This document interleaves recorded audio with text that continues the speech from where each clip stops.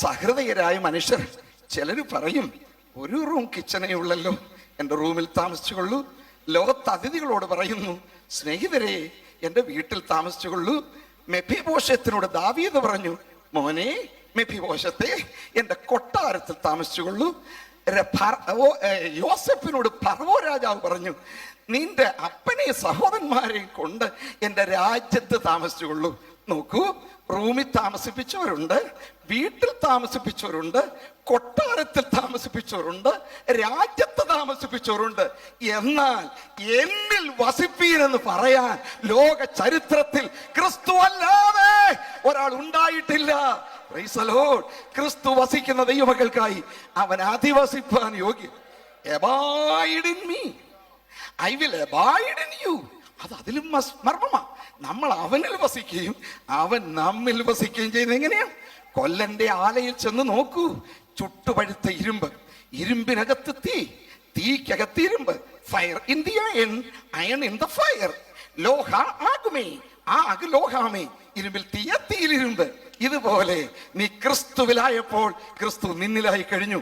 ഇഴകിച്ചേരുന്നതാണ് യഥാർത്ഥ ക്രിസ്ത്യാനിത്വം. ക്രിസ്തു ഇല്ലാത്ത ധാരാളം ക്രിസ്ത്യാനികൾ ഇന്ന് ലോകത്തിലുണ്ട്. അവരെ സ്വർഗം അംഗീകരിച്ചിട്ടില്ല. ക്രിസ്തുവില്ലാത്ത സഭകളുണ്ട്. ഗലാത്യർ 4:19 പൗലോസ് പറയുന്നു, ക്രിസ്തു നിങ്ങളിൽ ഉരുവാകുവോളം ഞാൻ പ്രസവവേദനപ്പെടുന്ന എന്റെ മക്കളെ, വിശ്വാസിയെങ്കിലും ഇന്ന് രാത്രി ഒന്ന് ശോധന ചെയ്യൂ, ക്രിസ്തു നിന്നിൽ ഉരുവായിട്ടുണ്ടോ? ആമേൻ. അല്പം പോലും പട്ടിയുടെ അംശമില്ലാത്ത ഹോട്ട് ഡോഗ് ഉണ്ട് മക്കളെ, എഗ്ഗ് ചേരാത്ത എഗ് റോൾ ഉണ്ട് മക്കളെ, സാൻഡും വിച്ച്ക്രാഫ്റ്റും ഇല്ലാത്ത സാൻഡ്വിച്ച് ഉണ്ട് മക്കളെ, നെയ്യില്ലാത്ത നെയ്യപ്പം പോലെ, പട്ടിയില്ലാത്ത ഹോട്ട് ഡോഗ് പോലെ, നെയ്യില്ലാത്ത നെയ്യപ്പം പോലെ, സാൻഡില്ലാത്ത വിച്ച്ക്രാഫ്റ്റ് ഇല്ലാത്ത സാൻഡ്വിച്ച് പോലെ, കരുണയില്ലാത്ത കരുണാകരൻ പോലെ ക്രിസ്തുവില്ലാത്ത ക്രിസ്ത്യാനിയെ സ്വർഗം അംഗീകരിച്ചിട്ടില്ല. പ്രശ്നം പറയുക, ഇന്ന് രാത്രി നിന്റെ ഉള്ളിൽ ക്രിസ്തു ഉണ്ടോ? ലവോദിക്ക സഭയോട് യേശു പറയുന്നു, ഐ നോക്ക് അറ്റ് ദ ഡോർ, ഞാൻ വാതിക്കൽ നിന്ന് മുട്ടുന്നു, എന്റെ ശബ്ദം കേട്ട് വാതിൽ തുറക്കുമോ? ആരോട്?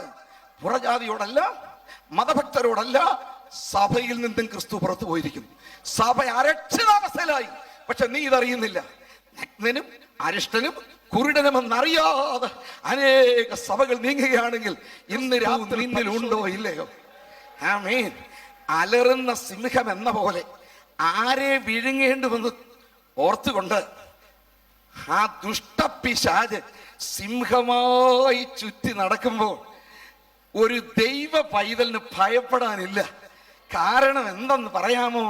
വീണ്ടും ജനിച്ച ദിവസം മുതൽ മറ്റൊരു സിംഹം അവന്റെ അകത്ത് വസിക്കാൻ തുടങ്ങി. അകത്ത് സിംഹത്തെ കൊണ്ടു നടക്കുന്നവന് അലറുന്ന സിംഹത്തിന്റെ വേഷം കെട്ടവന് പേടിക്കാനില്ല. മനസ്സിലാക്കിയവർക്ക് ഞാൻ ദൈവത്തെ സ്തുതിക്കും.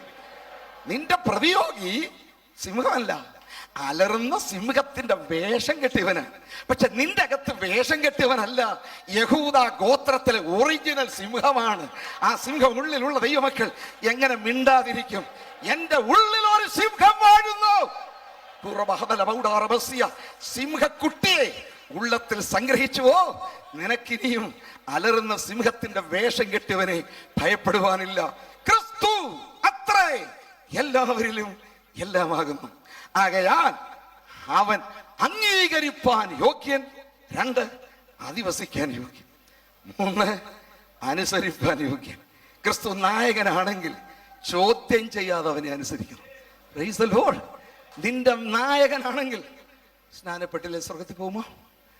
ഇതാരോടാ ചോദിക്കുന്നത്? നീ മിലിറ്ററിയുടെ കമാൻഡർ മാർച്ച് ഫോർവേഡ് എന്ന് പറയുമ്പോൾ മാർച്ച് ചെയ്യും. ഒരുത്തനോട് നിന്നുണ്ട്, ഇല്ലെങ്കിലോ? നീ ചോദിക്കാറില്ലല്ലോ. ഓൾ സ്റ്റാൻഡ് അപ്പ് എന്ന് ടീച്ചർ പറഞ്ഞാൽ വിദ്യാർത്ഥി എഴുന്നേറ്റേ പറ്റൂ. സാറേ ഇപ്പൊ എഴുതിച്ചില്ലെങ്കിലോ? നീ ചോദിക്കില്ല. നീ ഒരു ഹോസ്പിറ്റലിൽ ചെല്ലൂ, നിന്നെ മെഡിക്കൽ ടെസ്റ്റ് ചെയ്തു, ഡോക്ടർ പറയുക തുറക്കും, പല്ല് കണ്ണിൽ ഈ ശ്വാസം പിടി, പോരാ, ഡീപ്പ് ബ്രത്ത്, കണ്ണ് തുറക്കൂ. നീ തുറന്നു, കുറ്റപ്പെട്ടില്ല അദ്ദേഹത്തിന്, താൻ തന്നെ തുറക്കും. സ്റ്റെതസ്കോപ്പ് വെച്ച് അവിടെ ഇവിടെയും പരിശോധിച്ചിട്ട് 3 ഗുളിക കുറിക്കും. ഇത് കാലത്തും ഉച്ചയ്ക്കും വൈകുന്നേരത്തും 3 നേരം കഴിക്കാൻ പറയുമ്പോൾ ഞാനിപ്പോ തിന്നില്ലെങ്കിലോ എന്ന് ചോദിച്ചാൽ ഇതിന് വേറെ അസുഖമുണ്ട് മക്കളെ. രോഗം വേറെ ആശുപത്രി പോയി ചികിത്സിച്ചിടുക, ദിമാഗ് ഖരാബ്. സഹോദരി സഹോദരന്മാരെ, പടയാളിയുടെ മേൽ അധികാരം ക്യാപ്റ്റനാണ്, കമാൻഡർക്കാണ്. വിദ്യാർത്ഥിയുടെ മേൽ അധികാരം അധ്യാപകനാണ്. രോഗിയുടെ മേൽ അധികാരം വൈദ്യനാണ്. സകല ജഡത്തിന്മേലും അധികാരം യേശുക്രിസ്തുവിനാണ്. നിന്റെ മൂക്കിൽ ഓടുന്ന ജീവശ്വാസം ഊതി തന്ന ക്രിസ്തു. വിനയമായി അപേക്ഷയല്ല സ്നാനം, ഹംബിൾ റിക്വസ്റ്റ് അല്ല, ആധികാരികമായ കൽപ്പനയാണ് ജലസ്നാനം. മനസ്സിലാക്കണം നീ. ആമേൻ. ഡിസ്ട്രിക്ട് മജിസ്ട്രേറ്റിന്റെ മകളുടെ കല്യാണത്തിന് ഒരു വെഡിങ് കാർഡ് ലഭിച്ച, നിനക്ക് വേണേ പോകാം, പോയില്ലെങ്കിൽ ഒരു കുറ്റവും ഇല്ല. അത് ഇൻവിറ്റേഷനാണ്. നിനക്ക് സമയമുണ്ടോ, സന്ദർഭമുണ്ടോ, സൗകര്യമുണ്ടോ, പോയിക്കൊള്ളൂ. ഇല്ലെങ്കിൽ പോകാതിരുന്നാൽ ദണ്ഡനീയ അപരാധനീയേ, അത് കുറ്റമല്ല. പക്ഷേ ആ മജിസ്ട്രേറ്റ് നിനക്ക് ഏതെങ്കിലും ഒരു കാലത്ത് ഒരു ഓർഡർ അയക്കുമെന്ന് വിചാരിച്ചു. ഏപ്രിൽ മാസം 15-ാം തീയതി 10 മണിക്ക് മത്തായി ചാക്കോ കോട്ടി നമ്പർ 101 10:50 ഹാജരാകണമെന്ന് പറഞ്ഞാൽ, പണ്ട് ഇടമോടെ കല്യാണത്തിന് ഞാൻ പോയതല്ല, ഇതിന് പോകുന്നില്ലെന്ന് പറഞ്ഞാൽ ഒരു സമൻസ് വരും, ഒന്നുകൂടെ വരും, പിന്നെ പോയില്ലെങ്കിൽ വണ്ടി അയച്ചു തരും, പിന്നെ ഫുഡ് ആൻഡ് ലോഡ്ജിങ് ഫ്രീ കിട്ടും. കാരണം എന്താ മക്കളെ, ഇത് ഇൻവിറ്റേഷൻ അല്ല. Brother sister, water baptism is not an appeal, not a request, not an option, not a suggestion. It is the commandment of the Lord of Lords and the King of Kings. നിനക്ക് ഒഴിയാൻ ഒരു വഴിയുമില്ല.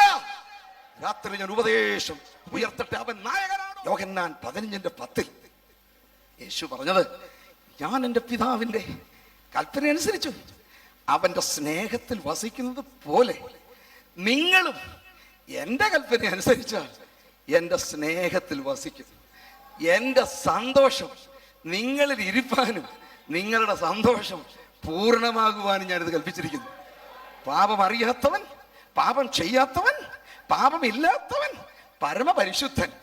Evening വാക്കിന് പോയപ്പം ഒരു സ്നാനം കൊണ്ടെടുത്ത് വെള്ളത്തിൽ ചാടിയതല്ല, അവൻ ഈ ഉദ്ദേശത്തിന് 70 മൈൽ നടന്ന് യോർദാൻ നദി വന്നവനാണ്. അവനെ കണ്ടപ്പോൾ യോഹന്നാൻ പറഞ്ഞു, കർത്താവേ, നിന്നാൽ സ്നാനമേൽക്കുവാൻ എനിക്ക് ആവശ്യം, പിന്നെ നീ എൻ്റെ അടുക്കൽ വരുന്നുവോ? യേശുവിന്റെ മറുപടി അറിയാമോ? അവൻ പാപമോചനത്തിനല്ല, പാപപരിഹാരത്തിനല്ല. ഇപ്പോൾ സമ്മതിക്ക, ഇങ്ങനെ സകല നീതിയും നിവർത്തിക്കുന്നത് നമുക്ക് ഉചിതം. ഞാനും നീ സ്നാനപ്പെടേണ്ടത് എങ്ങനെയാണെന്ന് യേശു കാണിച്ച മാതൃകയാണ്. ചെറുപ്പത്തിലാണോ സ്നാനം, വലുതാകുമ്പോഴാണോ സ്നാനം, തെറിപ്പിച്ചാൽ മതിയോ, തളിച്ചാൽ മതിയോ, കോരിയൊഴിച്ചാൽ മതിയോ, ഡ്രൈ ക്ലീനിങ് ചെയ്താൽ മതിയോ? ഇതിനെല്ലാം ഉത്തരം ഇങ്ങനെ എന്നൊരു 3 വാക്കിലുണ്ട്. യോനാച്ച എന്നെ ആര് കയ്യിലെടുത്ത് ആട്ടി കൊട്ടി രാരീരാരോ പാടി കുടിപ്പിച്ച് ഉമ്മ വെച്ച് താഴെ പഴന്തുണി വെച്ച് പിടിച്ച് ഗീല പീലയാകുമ്പോൾ അതിന്റെ അർത്ഥം അറിയാമെങ്കിൽ അവരോട് ചോദിച്ചു പഠി. അതിനുശേഷം പോയി ആ തുണി കഴുകിയിട്ട് പിന്നെ അടുത്ത തുണി ആട്ടി കൊട്ടി ഉമ്മ വെച്ച് കൊണ്ടുവന്നതല്ല. അങ്ങനെ കൊണ്ടുവരുന്നതിനെ പ്രതിഷ്ഠിച്ചു വിടണം, നടന്നു വരുന്നതിനെ മുക്കി വിടണം. യോനാച്ച, ഇത് ഉഴക്ക വെള്ളമല്ല, ഇത് ഒഴുക്ക് വെള്ളമാ. യോനാച്ച, നീ കരയിലും ഞാൻ വെള്ളത്തിലുമല്ല, നീ വെള്ളത്തിൽ ഞാൻ കരയിലുമല്ല, നീയും വെള്ളത്തിൽ ഞാനും വെള്ളത്തിൽ. അങ്ങനെ നീതി നിവർത്തിച്ചവർക്കായി ഞാൻ ദൈവത്തെ സ്തുതിക്കുന്നു. അങ്ങനെ നീതി നിവർത്തിക്കാത്തവർ ഇന്ന് രാത്രി തീരുമാനിക്കണം, എങ്കിലേ സ്വർഗം നിനക്കും ഇത് തുറന്നിരിക്കും. യോനാച്ചന് ഉപദേശി യേശു കർത്താവും യോർദാനിൽ നിൽക്കുന്ന കാഴ്ച ഒന്ന് കണ്ടേ. ഭാവനയിൽ കമ്പ്യൂട്ടറും ഇന്റർനെറ്റും ഉണ്ടെങ്കിലേ 30 കൊല്ലം മുമ്പത്തേക്കൊന്ന് തിരിച്ചു വിട്ടേ. ഇവർ രണ്ടുപേരും അമ്മമാരുടെ ഗർഭത്തിലായിരുന്ന കാലത്ത് ഈ ഗർഭിണികൾ ഒന്ന് കണ്ടുമുട്ടിയതാ. അറിയാമോ? മറിയാമ്മയുടെ ഉദരത്തിൽ യേശു കുഞ്ഞു വളരുന്നു. എലിസബത്തിനെ അല്പസമയം ഞാൻ ഏലിയാമ്മയെന്നൊന്ന് വിളിച്ചോട്ടെ. ഏലിയാമ്മയുടെ ഉദരത്തിൽ യോനാച്ച കുഞ്ഞു വളരുന്നു. മറിയാമ്മ ഗർഭിണി, ഏലിയാമ്മ ഗർഭിണിയെ കാണാൻ പോയി. ഒരേ സ്റ്റാറ്റസിലുള്ള 2 പേരെ കാണുമ്പോൾ ഒരു സന്തോഷം ഉണ്ടല്ലോ. ഗുഡ് മോർണിംഗ് ഏലിയാമ്മ മാഡം എന്ന് പറഞ്ഞപ്പോ ഏലിയാമ്മയുടെ അകത്തൊരു തുള്ളൽ. ഞാൻ എൻ്റെ ഭാവന പറയുക. ഏലിയാമ്മ പറഞ്ഞു, മോനെ തുള്ളാതിരിയടാ, മമ്മിക്ക് വേദന എടുക്കും. ഇത് മോനാന്ന് എങ്ങനെ മനസ്സിലായി? ഹിന്ദി ഞങ്ങൾ പറയും, ज्यादा कूदेगा तो बेटा है, कम कूदेगा तो बेटी है, नहीं कूदेगा तो मुर्दा है. अधिक जानकारी के लिए ഗൈനക്കോളജി സമ്പർക്ക കരോ. മനസ്സിലായോ? അധികം തുള്ളിയാൽ ആൺകൊച്ച്, കുറച്ച് തുള്ളിയാൽ പെൺകൊച്ച്, തുള്ളിയില്ലെങ്കിൽ തകരാറ്. കൂടുതൽ വിവരങ്ങൾ ഗൈനക്കോളജി പോയി പഠിക്കുക. എന്നാൽ ഇത് ഗൈനക്കോളജിയിലെ അറിവല്ല, ഇത് പരിശുദ്ധാത്മ വെളിപ്പെടുത്തി അകത്ത് കിടക്കുന്ന കുട്ടി ആത്മാവ് കൊണ്ട് നിറയുകയാണ്. Praise the Lord. അപ്പോൾ ആ മോൻ പറയാ, മമ്മി മമ്മി ഞാൻ എങ്ങനെ തുള്ളാതിരിക്കും, മറ്റേ വയറ്റിൽ കിടക്കുന്നവനെ ഞാനാണ് മുക്കേണ്ടത് മമ്മി. അന്ന് സ്വർഗം കുറിച്ചു വെച്ചു. കൊല്ലം 30 കഴിയുമ്പോൾ മറിയാമ്മയുടെ മോൻ എഴുന്നേറ്റ് ഏലിയാമ്മയുടെ മോൻ അടുക്കലേക്ക് വന്നു. അന്നുള്ളത്തിൽ തുള്ളിയവൻ ഇന്ന് വെള്ളത്തിൽ തുള്ളുകയാണ്. സഹോദര സഹോദരി, നീ ഇതുപോലെ വേണം സ്ഥാനപ്പെടാൻ. കരഞ്ഞ് കരഞ്ഞ് കരഞ്ഞ് കരഞ്ഞ് കണ്ണുനീരൊഴിച്ചും മറ്റും പിന്നെ വെള്ളത്തിന്റെ അളവൊക്കെ കൂട്ടുന്ന പിള്ളേരെ പോലെ ആ സമയത്തല്ല, തിരുവചന പ്രകാരം അനുസരിക്കൂ. അവനാണ് നമ്മുടെ നായകൻ. ക്രിസ്തുവാണ് നമ്മുടെ നായകൻ. അവനെ അംഗീകരിക്കുവീൻ, അവനെ അനുസരിക്കുവീൻ, അവനിൽ അധിവസിക്കുവീൻ, അവനെ അനുകരിക്കുവീൻ. Praise the Lord. അനുകരണം. അവന്റെ നാമം പകർന്ന തൈലം പോലെയാണ്. പകർന്ന തൈലം പോലെ നാമം. സെന്റിന്റെ Persian spray, American scent, Nivea cream, Pond's powder കുട്ടിക്കുറയുടേതല്ല. അത് വിശുദ്ധിയുടെ സുഗന്ധമാണ്. അത് വിശുദ്ധിയുടെ സുഗന്ധമാണ്. വിശുദ്ധിക്കൊരു സുഗന്ധമുണ്ടെങ്കിൽ അവനെ അനുഗമിക്കുന്നവർക്ക് സുഗന്ധമുണ്ട്. എവിടെ? 2 കൊരിന്ത്യർ 2:15 ഒന്ന് പറയാമോ? രക്ഷിക്കപ്പെടുന്നവരുടെ ഇടയിലും, ബാക്കിയെന്ന് പറഞ്ഞേ, നശിക്കുന്നവരുടെ ഇടയിലും ഞങ്ങൾ ദൈവത്തിന് ക്രിസ്തുവിന്. പാപത്തിനൊരു ദുർഗന്ധമുണ്ടെന്നറിയാമോ? അറിയാൻ വയ്യെങ്കിൽ 38-ാം സങ്കീർത്തനം വായിച്ചു നോക്കണം. എന്റെ പോഷത്വം ഹേതുവായി എന്റെ വ്രണങ്ങൾ ചീഞ്ഞു നാറുന്നു. സ്നേഹിത, പാപത്തിന് അളിഞ്ഞ നാറ്റമുണ്ട്, വിശുദ്ധിക്കൊരു സുഗന്ധമുണ്ട്. ദൈവ പൈതലേ, അവർ പിൽഗ്രിമേജ്, നമ്മുടെ പരദേശ പ്രയാണത്തിൽ നായകനെ നോക്കി യാത്ര തുടരുമ്പോൾ നിന്റെ ചുറ്റുമുള്ളവരോട് മനസ്സിലാക്കണം, ഇതൊരു പരദേശിയാണ്, ഇവിടുത്തുകാരനല്ല. ദൈവത്തിന് സ്തോത്രം. അബ്രഹാമിന്റെ സഹധർമ്മിണി സാറ മരിച്ചപ്പോൾ ഉൽപ്പത്തി 23:1 മുതൽ 6 വരെ, ഇപ്പോൾ വായിക്കണ്ട, അവനെ വായിക്കൂ. 127 വയസ്സുള്ളവൻ ഇങ്ങനെ പറയുക, എന്റെ ഭാര്യ മരിച്ചു. ഹിത്യരാണ് ചുറ്റും, പുറജാതികളാണ്. എന്റെ ഭാര്യ മരിച്ചു, അവളെ കുഴിച്ചിടുവാൻ എനിക്കൊരു ശ്മശാന ഭൂമി അവകാശമായി തരണമേ. ഞാൻ നിങ്ങളുടെ ഇടയിൽ ഒരു പരദേശിയും വന്നു പാർക്കുന്നവനുമല്ലേ. I am a pilgrim and sojourner in the land. ഇത് കേട്ട അന്യജാതിക്കാര് പറഞ്ഞ സാക്ഷ്യം, പരദേശിയെ പോയാലുമെന്നല്ല, യജമാനനെ കേട്ടാലും നീ ഞങ്ങളുടെ ഇടയിൽ ദൈവത്തിന്റെ ഒരു പ്രഭുവാകുന്നു. അവന്റെ ഡോർ പോസ്റ്റിലുണ്ടോ എബ്രഹാം? മലയാളത്തിൽ ദൈവത്തിന്റെ പ്രഭു എന്നേ ഉള്ളൂ. ഇംഗ്ലീഷിൽ you hear us, O Lord, you are a mighty prince among us. ഞങ്ങളെ കേൾക്കൂ യജമാനനെ, നീ ഞങ്ങളുടെ ഇടയിൽ ദൈവത്തിന്റെ ശക്തനായ ഒരു പ്രഭുവാകുന്നു. അവന്റെ ഡോർ പോസ്റ്റിലില്ല എബ്രഹാം മൈറ്റി പ്രിൻസ്. നെഞ്ചത്ത് എഴുതി വെച്ചോണ്ട് പോകില്ലേ ചിലര്, അവരുടെ ഡ്യൂട്ടി, അവിടെ ഒഫീഷ്യൽ നെഞ്ചത്തില്ല, ഹാൻഡ് ബാഗിലില്ല, ID കാർഡില്ല, ഗ്രാജുവേഷൻ സർട്ടിഫിക്കറ്റ് ഇല്ല, ഓർഡിനേഷൻ സർട്ടിഫിക്കറ്റും ഇല്ല. എന്നാൽ ഇതൊന്നും വേണ്ട. ദൈവത്തിന്റെ പ്രഭുവിനെ കുറിച്ച് ചുറ്റുമുള്ള സാക്ഷികൾ സാക്ഷ്യം പറയും. സഭായോഗത്തിനകത്ത് എഴുന്നേറ്റ് വന്ന് പട്ടുപാടി സാക്ഷിക്കുന്ന സാക്ഷ്യത്തെക്കാൾ വില, മോനെ മോളെ, നീ ഇപ്പൊ താമസിക്കുന്ന വീടിന്റെ കിഴക്കേലും തെക്കേലും വടക്കേലും പടിഞ്ഞാറിലും ഉള്ള 4 വീട്ടുകാർ നിന്നെ കുറിച്ച് സാക്ഷ്യം പറയട്ടെ. ഇത് ദൈവത്തിന്റെ പ്രഭു. അറിയാമോ നിങ്ങൾക്ക്? യോസേഫിനെ കുറിച്ച് ഉൽപ്പത്തി പുസ്തകം 49:22 പറയുന്നു, യോസേഫ് ഫലപ്രദമായ ഒരു വൃക്ഷം, നീരുറവിനരികെയുള്ള ഫലപ്രദമായ വൃക്ഷം തന്നെ. അതിന്റെ കൊമ്പുകൾ മതിലിന്മേൽ പടർന്നു. നോക്കൂ, മതിലാണ് ഇത് പടരുന്നതെങ്കിൽ അകത്ത് നിൽക്കുന്നവർക്കും ഫലം പറിക്കാം, പുറത്ത് നിൽക്കുന്നവർക്കും ഫലം പറിക്കാം. വില്ലാളികൾ അവനെ വിഷമിപ്പിച്ചാലും അവന്റെ ഫലത്തിന് കുറവുണ്ടായില്ല. ഇങ്ങനെ രക്ഷിക്കപ്പെടുന്നവരുടെ ഇടയിലും നശിക്കുന്നവരുടെ ഇടയിലും സൗരഭ്യവാസനയായി ജീവിക്കുന്നവരാണ് യഥാർത്ഥ നായകന്റെ അനുയായികൾ. ദൈവനാമം വാഴ്ത്തപ്പെടുമാറാകട്ടെ. രൂത്ത് ബോവസിന്റെ വയലിൽ പെറുക്കുവാനായി വന്നു. 2:8 രൂത്ത് 2:8, കേട്ടോ മോളെ, വേറെ വയലിൽ പോകണ്ട, ഇവിടെ വിടുകയും വേണ്ട എന്ന് പറഞ്ഞ് ബാല്യക്കാർത്തികളോട് ചേർന്ന് കൊള്ളുവാൻ അനുവാദം കൊടുത്തു. രൂത്ത് 2:8. പക്ഷെ 3:11 പറയുമ്പോ, മകളെ, നീ ചോദിക്കുന്നതെല്ലാം നിനക്ക് ചെയ്തു തരാം, നീ ഒരു ഉത്തമ സ്ത്രീ എന്ന് എന്റെ പട്ടണക്കാർക്ക് മുഴുവനും മനസ്സിലായി. വയലിൽ, ബോവസിന്റെ വയലിൽ മാത്രമാണ് കൂട്ടായ്മയെങ്കിലും, ബോവസിന്റെ ബാല്യക്കാരത്തോട് മാത്രമാണ് അവൾ ചേരുന്നതെങ്കിലും, അവളുടെ സാക്ഷ്യത്തിന്റെ സുഗന്ധം പട്ടണം മുഴുവൻ പരന്നെങ്കിൽ സുഗന്ധം പരത്തുന്ന ഒരു കൂട്ടമാണ് ദൈവമക്കൾ. ഓർത്ത് ഞാൻ ദൈവത്തെ സ്തുതിക്കും. അരുമനാഥൻ അവന്റെ നാമം പകർന്ന തൈലം പോലെയെങ്കിൽ സഹോദര സഹോദരി, ഓഫീസിൽ, കമ്പനിയിൽ, ഫാക്ടറിയിൽ, ദേശത്ത് അരുമനാഥനെ പിൻപറ്റുന്ന വ്യക്തിക്കും രക്ഷിക്കപ്പെടുന്നവരിടയിലും നശിക്കുന്നവരുടെയിലും സാക്ഷ്യം വേണം.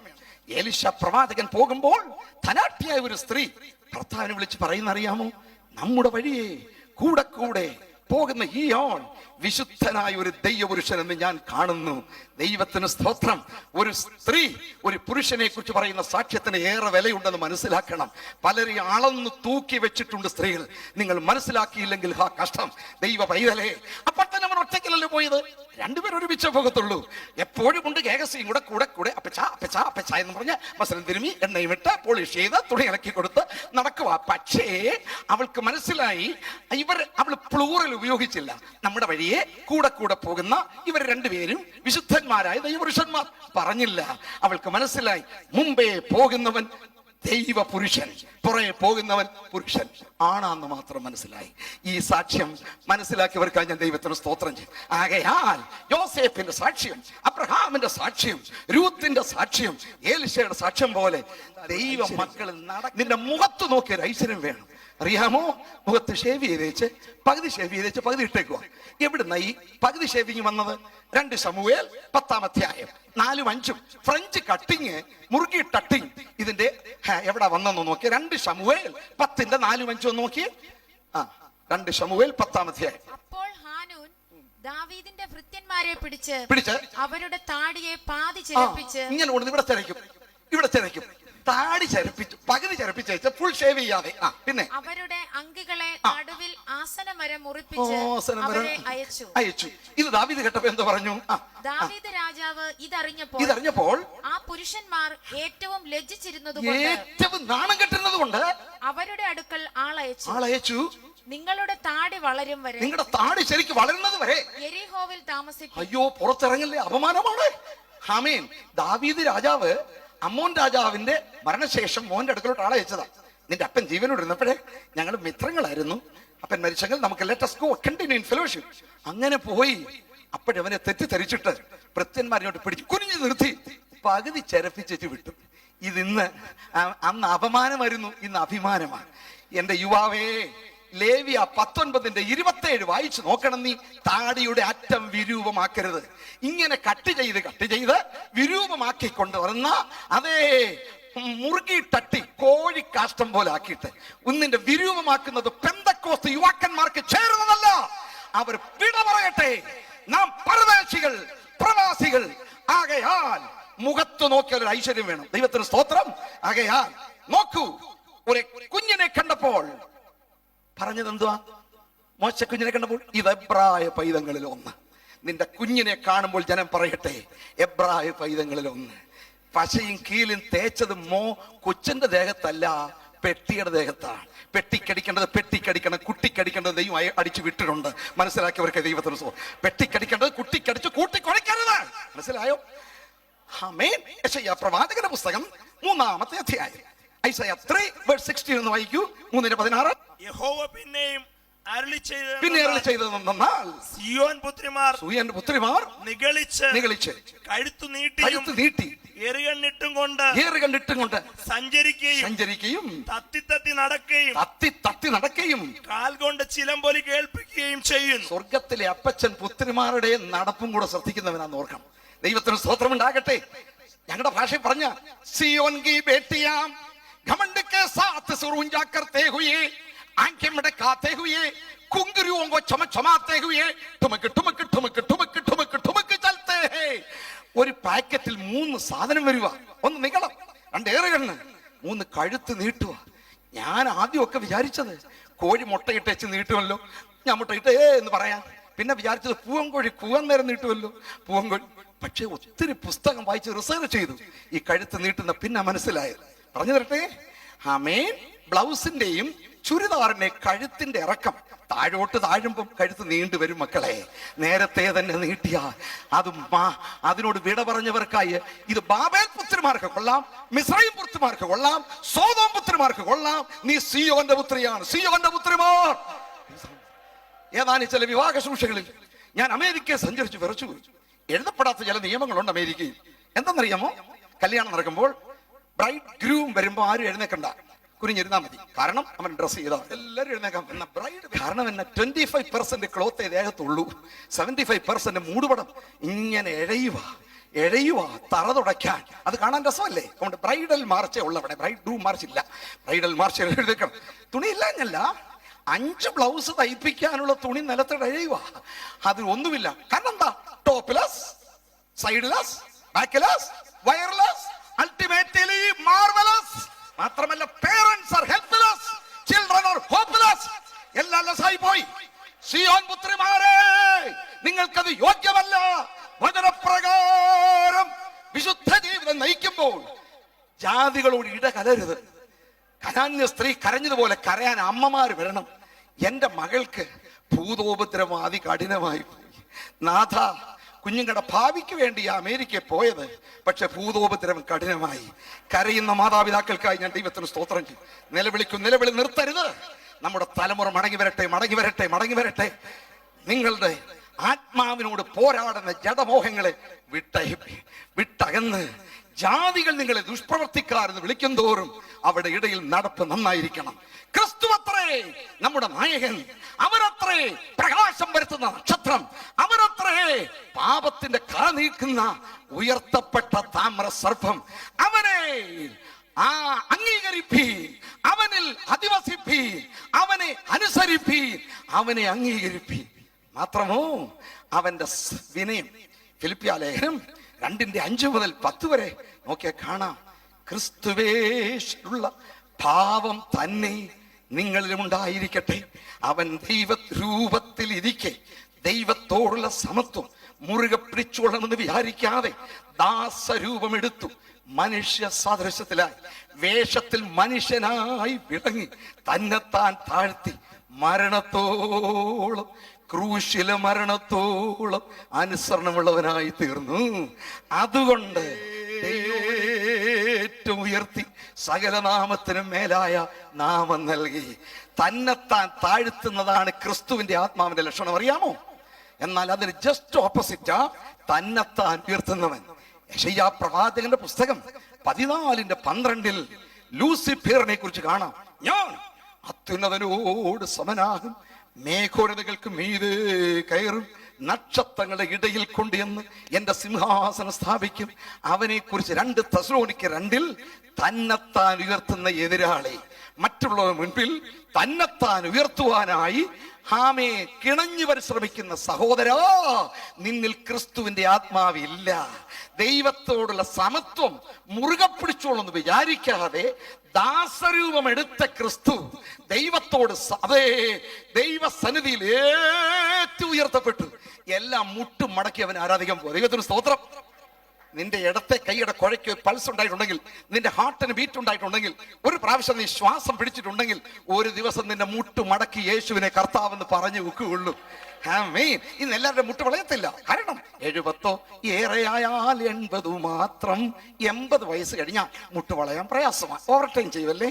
പിന്നെ കൂടാതെ വണ്ണം കൂടി പോയാൽ മുട്ട് വളയത്തില്ല. 3 അർത്രൈറ്റിസ്, വാതരോഗം കൂടിയാൽ മുട്ട് വളയത്തില്ല. 4 അഹങ്കാരം കൂടിയാലും വളയത്തില്ല. അറിയാമോ? 4 കാരണമാണ് മുട്ട് വളയാത്തത്. പ്രായം കൂടിയാൽ വളയയില്ല, വണ്ണം കൂടിയാൽ വളകയില്ല, രോഗം കൂടിയാൽ വളകയില്ല, അഹങ്കാരം കൂടിയാൽ വളകയില്ല. ഈ പ്രശ്നമെല്ലാം പെട്ടെന്ന് തീരാൻ പോവുകയാണ്. എല്ലാ മുട്ടും മടങ്ങും, എല്ലാ നാവും യേശു കർത്താവ് ഏറ്റു പറയും. എന്ത്? തന്നെത്താൻ താഴ്ത്തിയ ഗുരുവിന്റെ മനോഭാവം നോക്കൂ. യോഹന്നാന്റെ സുവിശേഷം